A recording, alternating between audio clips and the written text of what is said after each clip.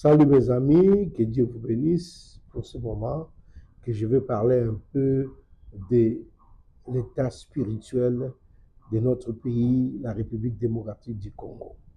Parce que ce qui se passe au Congo est hautement spirituel, mais malheureusement, plusieurs ne comprennent pas. C'est vrai que certains comprennent cela, mais plusieurs ne le comprennent pas. Il y a des années, nous avons prêché, nous avons parlé que c'est le spirituel qui régit le matériel ou le physique que nous voyons. Mais aujourd'hui, c'est comme si nous avons oublié cela. Le pays est tellement dans la désolation et a besoin du salut de Dieu. Si nous regardons ce qui se passe, nous allons vraiment comprendre avec l'aide spirituelle que si le Dieu d'Israël, si le Dieu que nous prions dans la Bible est réellement notre Dieu, c'est que cette façon de vivre, Dieu nous a abandonnés.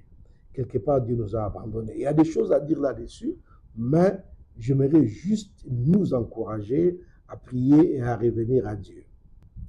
Le pays est tellement dans la désolation et chose bizarre, et que même l'Église, donc même les hommes et femmes spirituels, croient que c'est la faute aux politiciens.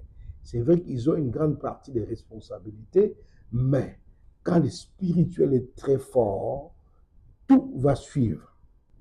J'aimerais faire d'abord un constat avant d'aller plus loin. Ça va nous aider à prier. Nous sommes l'un des pays où il y a des hommes de Dieu dans tous les rangs sociaux, partout. Et malheureusement, rien ne marche. Alors la Bible, Dieu cherche une seule personne. Si nous allons dans l'armée, dans l'armée par exemple, malheureusement, bon, il est arrêté. Vous allez voir le chef d'état-major de l'armée.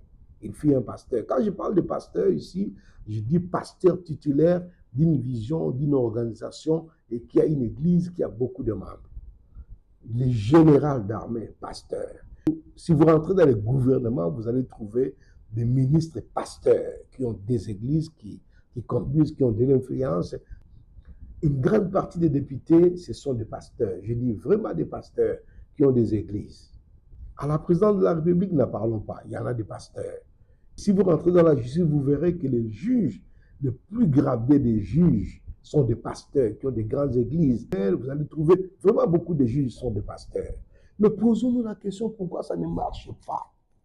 Parce qu'un seul pasteur, parce qu'une seule personne spirituellement élevée peut nous entraîner dans un programme qui peut amener le pays à sortir de la désolation. Mais malheureusement,